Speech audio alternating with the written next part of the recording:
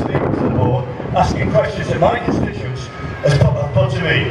Questions that must be answered by the board. Questions, some of them already been partially answered, some of them haven't been answered at all. The board say that there are 15 middle-level doctors down out of 30, a 50% reduction. They say that they're going to recruit those doctors over the next 12 months.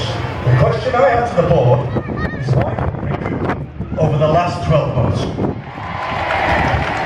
It's the same procedure, the same amount of funding is in place. This isn't a crisis of supply and demand, this is a crisis of management.